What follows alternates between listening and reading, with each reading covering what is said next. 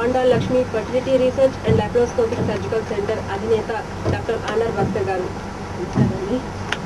వీరు గత 25 సంవత్సరాలుగా సంతానం లేని వారికి అలాగే గర్భకోశ వ్యాధిగ్రస్తులకు తమ సేవలను అందిస్తున్నారు.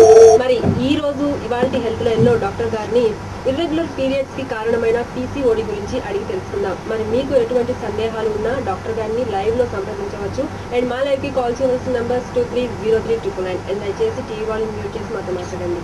అండ్ డాక్టర్ గారు ఫస్ట్ ఆఫ్ ఆల్ ఈ ఇర్రెగ్యులర్ పీరియడ్స్ ఈ కాలంలో ఎక్కువైపోతూ ఉన్నాయి.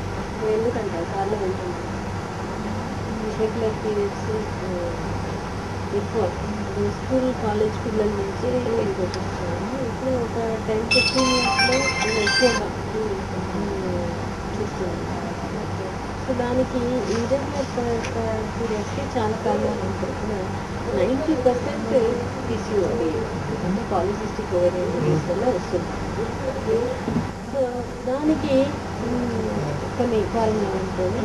అది మనం చూస్తాం. ఎందుకంటే చిన్నపిల్లల నుంచే ఇది స్టార్ట్ అయిపోతుంది. దానికి ముఖ్యంగా మనం తీసుకునే ఆహారంలో, తర్వాత మనం చేసే పనులు, ప్లస్ మనం ఆలోచించే ఉండాలి స్ట్రెస్, ఇవి అన్నీ కూడా దీనికి కారణం అవుతుంది. కాకపోతే ఇవన్నీ ఎట్లా వస్తుందంటే ఈ హార్మోన్ చేంజెస్లో వస్తుంది. మనం ఏమనుకుంటున్నాము ఈ ప్రాబ్లంగా ఉండి డాక్టర్ దగ్గర పోవాలి, అదే ట్రీట్మెంట్. కానీ అసలు కారణం ఏంటి, ఈ చేంజెస్ ఎందువల్ల వచ్చింది తెలుసుకొని దాంట్లో మనం మార్పు తీసుకొని దాంతో పాటు ట్రీట్మెంట్ తీసుకుంటే మనకి ఇది బాగా ప్రాబ్లం సాల్వ్ అవుతుంది. అది లేకుండా మనం రూట్ కాజ్ మూల కారణాన్ని వదిలిపెట్టేసి కేవలం మందులతో మాత్రమే బాగా అవ్వాలి అనుకుంటే మందులు మింగుతూ ఉంటాం. అందుకని చాలా మంది ఏమంటారు డాక్టర్ చుట్టే తిరగాల్సి, ఎంతకాలం నాకు ఈ మాత్రలు మాత్రం ఖచ్చితంగా కంటిన్యూస్ కావాల్సిన లేదు, కారణాన్ని నువ్వు వచ్చి సరి చేసుకో. సో అదే అనమాట. అదే మనం ఫస్ట్ కాల్ తీసుకొని చూపించాము. హలో హలో హలో నమస్కారం అండి. నమస్కారం అండి. ఎవరు మాట్లాడుతున్నారు? నెల్లూరు నుంచి. మీ పేరేంటండి? కర్మనిషా అండి. కర్మునిసా. ఓకే, టీవీ వాల్యూమ్ మ్యూట్ చేయాలండి. మ్యూట్ చేసిన తర్వాత నేను డాక్టర్ గారికి కనెక్షన్ ఇస్తాను. సరే మేడం. టీవీ వాల్యూమ్ మ్యూట్ చేయండి. ఓకే. ఓకే, కర్మునిసా గారు నెల్లూరులో ఎక్కడి నుంచి కాల్ చేస్తున్నారు? కిసాన్ నగర్ నుంచి. కిసాన్ నగర్. ఓకే, డాక్టర్ గారు ఉన్నారు, మీ సమస్య ఏంటో డాక్టర్ గారు చెప్పండి.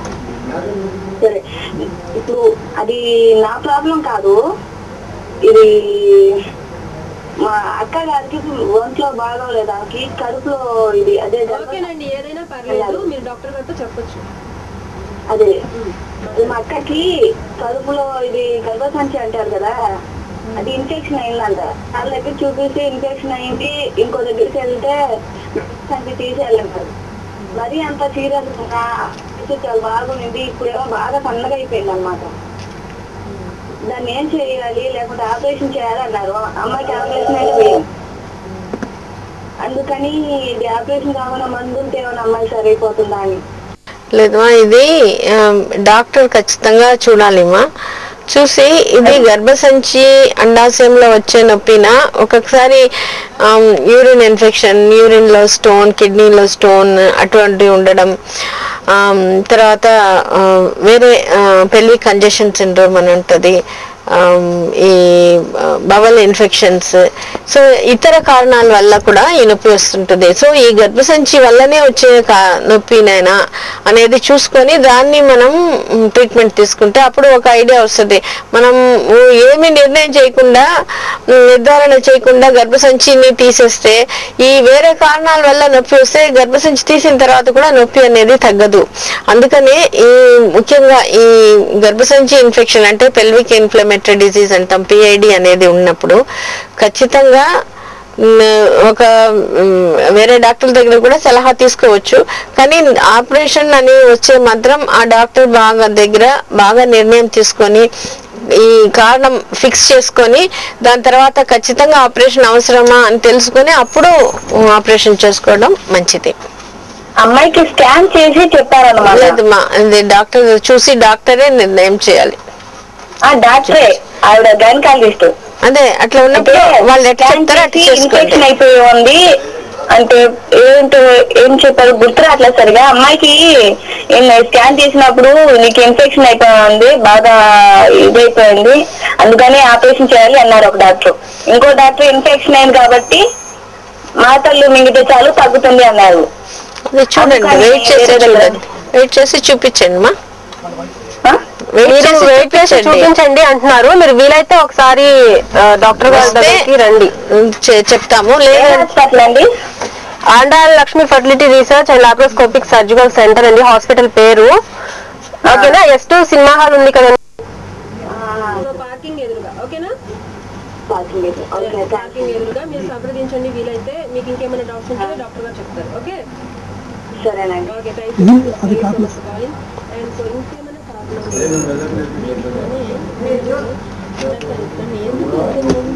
లేదు అంటే ఇంతకుముందు మనం స్కూల్లో చదివే పిల్లలు అంటే ఒక క్లాస్లో ఒకరు ఇద్దరు లావుగా ఉంటారు. ఇప్పుడు క్లాస్లో కనీసం ఒక 22% పిల్లలు లావుగా ఉంటారు. సో దానికి ఏంటంటే మన డైట్లో చేంజెస్ వచ్చినాయి. ఇంతకుముందు ఇంట్లోనే వంట చేసేవాళ్ళు, ఇప్పుడు బయట తినడం ఎక్కువ. సో ఈ పిజ్జా బర్గర్ ఇట్లాంటిది అయిపోయింది. తర్వాత ప్యాకెట్ ఫుడ్స్ లేస్ కుర్కురే ఇటువంటిదంతా రెగ్యులర్ అయిపోయింది. తర్వాత స్కూల్లో యాక్టివిటీస్ తగ్గిపోయినాయి. ఇంతకుముందు స్కూల్ పంపించాలంటే నడిచిపోయేవాళ్ళు, ఇప్పుడు ట్రాఫిక్ ఎక్కువ ఉంది, మనం వ్యాన్లోనో లేదా వెహికల్లో పంపిస్తున్నాం. ప్లే గ్రౌండ్ లేదు. పిల్లలు ఇంతకుముందు ఇంట్లో అయినా పక్కన ఆడుకునేవాళ్ళు, ఇప్పుడంతా సెల్ ఫోన్ సిస్టమ్ ఆ గేమ్స్ ఆడుకోవడం, బాడీ యాక్టివిటీ తగ్గిపోయింది. మూడోది స్ట్రెస్ పిల్లలకి. చిన్నపుట్టిన స్కూల్లో పోయినప్పటి నుంచే ఎగ్జామ్స్. అంతకుముందు కొంచెం రిలాక్సేషన్ ఉండేది. అంతకుముందు ఇప్పుడు పాటలు డ్యాన్స్ అనేది విడిగా ఎక్స్ట్రా కరిక్యులర్ యాక్టివిటీస్ ఉండేది. ఇప్పుడు దానికి టైం లేదు కొంతమందికి. ఇంకా కొంతమంది దానికి ఉన్నా కూడా దాంట్లో కూడా ఇప్పుడు ఏదో ఒక కాంపిటీషన్ కోసమే అది కూడా ప్రిపేర్ చేస్తున్నారు. సో అది కూడా స్ట్రెస్. ఇప్పుడు ఏ ఫైన్ ఆర్ట్స్ మనం రిలాక్సేషన్కి హ్యాపీనెస్కి చేస్తామో అది కూడా కాంపిటీషన్ వల్ల అది కూడా స్ట్రెస్ అయిపోయింది. పిల్లలు ఇంత తల్లిదండ్రులు ఏం కాదు నువ్వు బాగా చదువుతావు, బాగా వస్తావు అని చెప్పేది పోయింది. చదువుకోవాలి అనే ప్రెషర్ అన్నమాట. సో ఆల్ దిస్ పిల్లలకి కూడా స్ట్రెస్ అయిపోయింది. హలో, నమస్తే అండి. నా పేరు మేడం గారితో మాట్లాడాలండి. ఓకేనండి, మీ పేరు చెప్పండి. నా పేరు సనా. సనా గారు ఎక్కడి నుంచి కాల్ చేస్తున్నారు? కోడూరు ఉంది కదండి బీచ్, అక్కడ విలేజ్ కొత్తపాలెం నుంచి మాట్లాడుతున్నా అండి. ఓకేనండి, డాక్టర్ గారు ఉన్నారు, సమస్య అంటే చెప్పండి. నమస్తే మేడం. మేడం మాకు పెళ్ళయి 3 years అయింది మేడం. 3 years అయితే పిల్లలు పుట్టలేదని చెప్పి మందులు వాడాం మేడం. 5 నెలలు వాడితే ప్రెగ్నెన్సీ వచ్చింది. తర్వాత 9th month ఏమంటే బేబీకి హార్ట్ లో కొంచెం చిన్నదిగా కనిపిస్తుంది హార్ట్ అని చెప్పారు మేడం. తర్వాత స్కానింగ్ పెద్ద స్కానింగ్ తీయించమన్నారు, తీయించాం మేడం. తర్వాత మళ్ళీ ఏం లేదులే బాగుందని చెప్పారు. డెలివరీ అయిన తర్వాత 2 months కి బేబీ పోయింది మేడం. ఏ కారణం వల్ల అన్నారు? హార్ట్ ప్రాబ్లమేనా? అదే అని చెప్పారు మేడం. తర్వాత ఇప్పుడు బేబీ పోయింది. 8 నెలలైంది మేడం డెలివరీ. బేబీ పుట్టిన 2 నెలలకే పోయింది మేడం. పీరియడ్స్ ఎట్లా వచ్చింది? డైలీ వస్తుంది మేడం, అదే నెల వస్తుంది. 2 నెలలు అంటే పీరియడ్స్ లేట్ గా వచ్చింది, కాకపోతే బ్లీడింగ్ అవ్వలేదు మేడం. ఏదో టాయిలెట్ కి వెళ్ళినప్పుడు కొంచెం థిక్ గా కనిపించింది అంతే. ఒక 2 days అలా ఉంది మేడం అంతే. అదే మా ఇప్పుడు అది గమనించండి. ఇప్పుడు మీకు బేబీకి హార్ట్ లో ప్రాబ్లం ఇది కూడా కొంతమందికి ఇప్పుడు ఈ కాలంలో ఎక్కువగా అయింది. ఇప్పుడు కొంతమందికి అబార్షన్స్ ఎక్కువ అవుతుంది. ఇదంతా తర్వాత అంగవైకల్యం ఎక్కువ అవుతుంది. ఇదంతా ఎందువల్ల అవుతుందంటే ఇది కూడా ఈ PCOD గురించి మాట్లాడుతున్నాం, అది కూడా ఒక కారణం అవుతుంది అనమాట. చాలా మందికి ఇప్పుడు మనం తినే ఆహారంలో తర్వాత మనం ఇది చెప్పినాం కదా ఆహారంలో, తర్వాత మనం యూస్ చేస్తాం చాలా కెమికల్స్. సో ఈ ప్లాస్టిక్ లో నుంచి ప్లాస్టిక్ బాటిల్స్ వాడతాం, తర్వాత ప్లాస్టిక్ గిన్నెలో డైట్ పెట్టుకుంటాం. ఇటువంటి వాటిలంతా కూడా ఏమవుతుందంటే జీనో హార్మోన్స్ వస్తుంది, ఫ్రీ రాడికల్స్ వచ్చేస్తుంది. అది ఏం చేస్తుంది, ఈ అండంలోనే పోయి ఎఫెక్ట్ చేస్తుంది. ఈ ప్రతి నెల పెరిగే ఎగ్గునిలో డిఫెక్ట్ అవుతుంది. తర్వాత అందువల్ల ఏమవుతుంది, కొంతమందికి ప్రెగ్నెన్సీ రావడం కష్టం, లేదంటే వస్తే అబార్షన్ అవ్వడం, లేదంటే అంగవైకల్యం రావడం. సో ఇప్పుడు నెక్స్ట్ మీరు ఏం చేయాలంటే ఈ ప్రెగ్నెన్సీకి ఇప్పుడు నుంచి గ్యాప్ తీసుకోవడం. ఒకటి, బాడీలో కొన్ని టాక్సిన్స్ చెడ్డ నీరు చేరి ఉంటుంది మనం ఈ తీసుకునే ఆహారం, తర్వాత వేరే పొల్యూషన్, దీనివల్ల అది పోయేదానికి మనం చెప్తాం ఎక్సర్సైజ్ లో, బ్రీదింగ్ లో, స్వెట్టింగ్ లో, తర్వాత యూరిన్ లో, మోషన్ లో అట్లా వెళ్ళిపోవాలన్నమాట. ఆ చెడ్డ నీరు పోయిన తర్వాత కొన్ని డైట్ అవాయిడ్ చేయమంటాం, కొన్ని తీసుకోమంటాం, కొన్ని విటమిన్స్ తీసుకోవాలి. ఇవన్నీ వాడి తర్వాత అండం పెరిగే స్కానింగ్ చేస్తాం, అండం పెరుగుదల బాగుందా, మంచిగా వచ్చేస్తుందా అని. ఇవి అన్ని చేసి ఇతర కారణాలు కూడా టెస్ట్ చేస్తాం అనమాట. ఇన్ఫెక్షన్స్, తర్వాత హార్మోన్స్, బ్లడ్ సర్క్యులేషన్ బాగుందా, దాంట్లో ప్రాబ్లం ఉన్న అన్ని సరి చేసుకొని మీ ఆయనకు కూడా కణాల్లో టెస్ట్ చేసుకొని, ఇద్దరు డయట్ విటమిన్స్ బాగా తీసుకొని టెస్ట్లు అన్ని బాగా అయిపోయి ఇప్పుడు నువ్వు గర్భంకి పో అని పోతే, అప్పుడు నువ్వు పోతే మళ్ళీ ఖచ్చితంగా మంచి బిడ్డగా తీసుకోగలుగుతావు. ఇప్పుడు ఈ అండం కణాల్లో క్వాలిటీలో ఖచ్చితంగా ఇంప్రూవ్మెంట్ రావాలంటే టాక్సిన్స్ పోయి ఇది బాగా వచ్చేదానికి మినిమం 6 months అవుతుంది. ఈ 6 months లో డయట్, ఎక్సర్సైజ్, ఈ సప్లిమెంటేషన్ బాగా పాటించాలి. సో అది చేస్తే అప్పుడు నీ బాడీలో వచ్చే మార్పు వల్ల మీకు శారీరకంగా ప్రిపేర్ అవుతారు, మెంటల్ గా ప్రిపేర్ అవుతారు. అప్పుడు ఖచ్చితంగా గర్భంకు పోయే ముందే అవును నేను ఈసారి బాగుంటది నా బిడ్డ అనే కాన్ఫిడెన్స్ తో పోయినప్పుడు ఖచ్చితంగా మంచి బిడ్డగా తీసుకుంటారు. ఇది లేకుండా ఊరికే నేను వెయిట్ చేయలేను. చాలా మంది ఏం చెప్పేస్తారంటే ఇప్పుడే లేట్ అయిపోయింది, నాకు ఇప్పుడే రావాలి అంటారు. తొందరపడి ప్రిపరేషన్ సరిగా లేకుండా చేసుకుంటారు, మళ్ళీ అబార్షన్ ఇంకేదో ఒక ప్రాబ్లం వస్తుంది. సో అందుకని ఈ పద్ధతిలో పోతే ఖచ్చితంగా మంచి బిడ్డగా నెక్స్ట్ టైం తీసుకోగలుగుతారు. డెఫినెట్ గా డాక్టర్ గారిని కలవండి. అండ్ మీరు పర్సనల్ గా ఇంకేదైనా డాక్టర్ గారిని అడగాలనుకున్నా, చెప్పాలనుకున్నా సంప్రదించండి, అప్పుడు మాట్లాడుకోవచ్చు. ఓకేనండి? Okay, thank you so much. వాళ్ళు కంటిన్యూ చేద్దాము. సో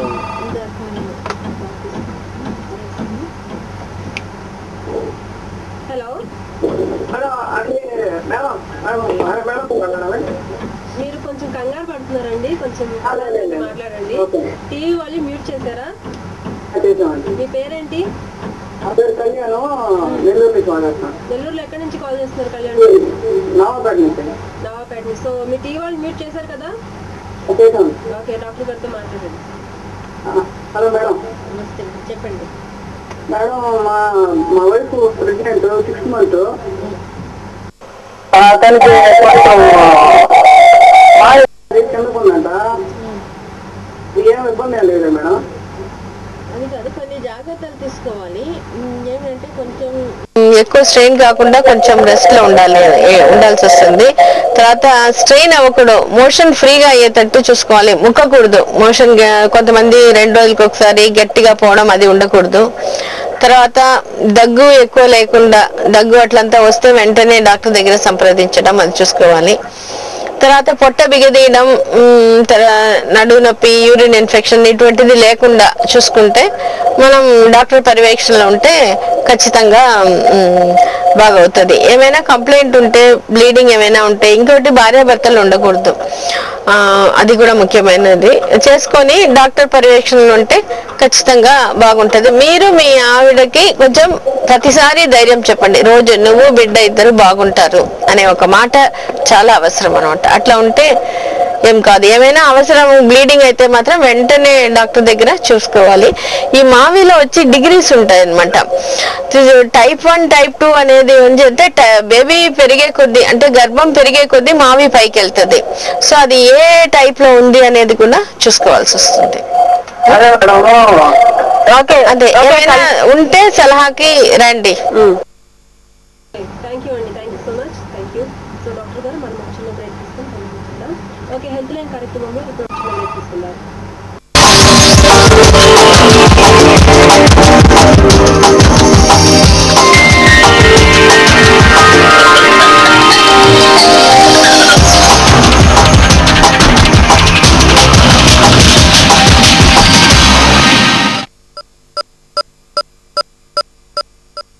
గత 25 సంవత్సరాలుగా వైద్య రంగంలో కాన్పులు, గర్భకోశ వ్యాధులు, సంతాన సాఫల్య చికిత్సలు, లాప్రోస్కోపీ ద్వారా వైద్య సేవలు అందిస్తున్న డాక్టర్ ఆండాల్ భాస్కర్ గారి ఆధ్వర్యంలో doctor Andal Lakshmi fertility research and laparoscopy surgical centre, Pogathota, Nellore. సంతానం లేమితో బాధపడుతున్న వారికి అధునాతనమైన లాప్రోస్కోపీ, IUI విధానంతో పాటు సహజమైన యోగా, మెడిటేషన్, కౌన్సిలింగ్ విధానం వల్ల అనేక మందికి మాతృత్వం అందిస్తున్నాము. మా ప్రత్యేకతలు IUI పరికరము, అధునాతన ల్యాబ్ సౌకర్యము, లాప్రోస్కోపీ, హిస్టోరిస్కోపీ సదుపాయము, అధునాతన ఆపరేషన్ థియేటర్. సంతానం కొరకు ట్రీట్మెంట్ తీసుకున్న వారికి మానసిక ఒత్తిడి తగ్గించి గర్భంను సుఖమం చేయడానికి అనుభవజ్ఞులైన కన్సల్టెన్సీచే కౌన్సిలింగ్. నెల్లూరులో పిల్లలు లేని వేల మంది దంపతులకు అధునాతనమైన వైద్యం ద్వారా సంతాన సాఫల్యత అందిస్తున్న ఏకైక hospital doctor Andal Lakshmi fertility research and laparoscopy surgical centre, Raghava semi complex ఎదురుగా, Pogathota, Nellore.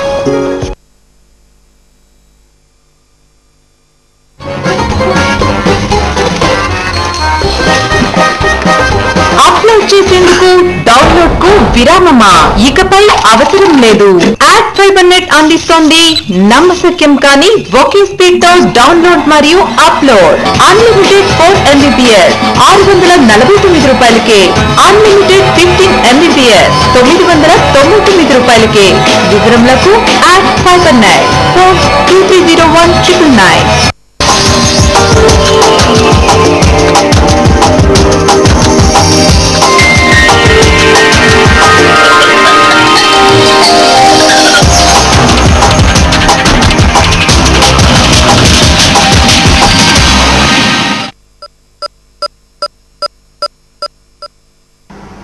Welcome back to health line. మనం ఫస్ట్ కాల్ చేస్తున్నామండి. హలో హలో, నమస్తే అండి. Hello madam. నమస్తే అండి, మీ పేరేంటి? నా పేరు మల్లి మేడం. మల్లి గారు ఎక్కడి నుంచి కాల్ చేస్తున్నారు? నేను నెల్లూరు జిల్లా నుంచి కాల్ చేస్తున్నాను మేడం. నెల్లూరులో ఎక్కడి నుంచి అండి? కోటమేట. ఓకేనండి, డాక్టర్ గారు ఉన్నారు, మీ ప్రాబ్లం ఏంటో చెప్పండి. మేడం, ఫస్ట్ మంత్ లో బ్యాక్ పెయిన్ వస్తుంది మేడం. ఫస్ట్ మంత్ లోనే 5 days అయింది. ఫస్ట్ మంత్ కన్ఫర్మ్ చేసుకోవాలంటే మనం అంటే మేడం యూరిన్ టెస్ట్ చేసి ప్రెగ్నెన్సీనా చూసుకోండి. దాన్ని బట్టి డాక్టర్ దగ్గరకి వెళ్ళండి. బ్యాక్ పెయిన్ వస్తుందంట మేడం, ఎందువల్ల? అది ప్రొజెస్ట్రాన్ డెఫిషియన్సీ ఉంటే, ప్రొజెస్ట్రాన్ హార్మోన్ తక్కువ ఉంటే కూడా బ్యాక్ పెయిన్ వస్తుంది. సో అది చూసుకొని దానికి ట్రీట్మెంట్ తీసుకోవచ్చు. ఓకే, మళ్ళీ గారు ఒకసారి కన్సల్ట్ అవ్వండి. కన్సల్ట్ కానీ డాక్టర్ గారు కూడా చెప్పలేరు కదా ఏంటి ప్రాబ్లం అని. Okay madam. Okay, thank you so much. Thank you. So మళ్ళీ కంటిన్యూషన్. సో ఈ పీరియడ్స్ ఇర్రెగ్యులర్ పీరియడ్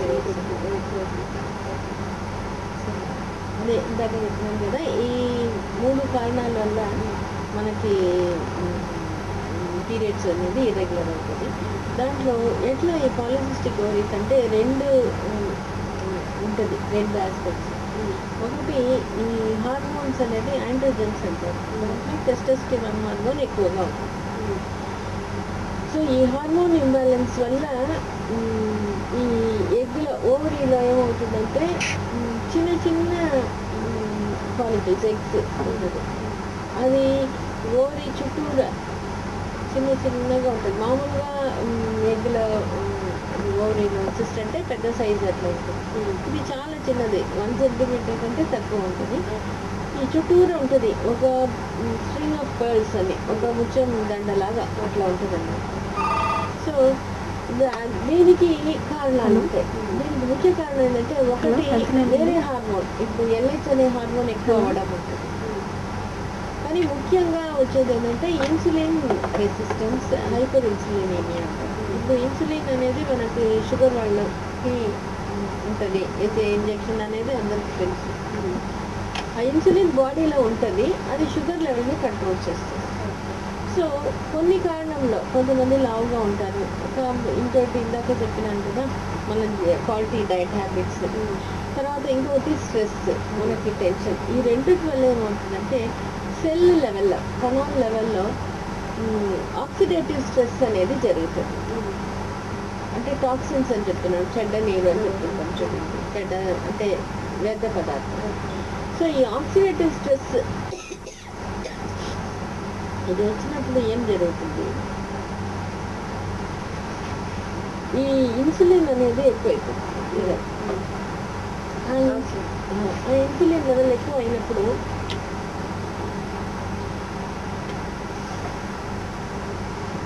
బాడీలో ఈ హార్మోన్స్ ఎక్కువైపోతుంది. ఏది ఈ టెస్టోస్టెరాన్ హార్మోన్ ఎక్కువైపోతుంది ఓవరీలో. దానివల్ల ఏమవుతుందంటే చిన్న చిన్నది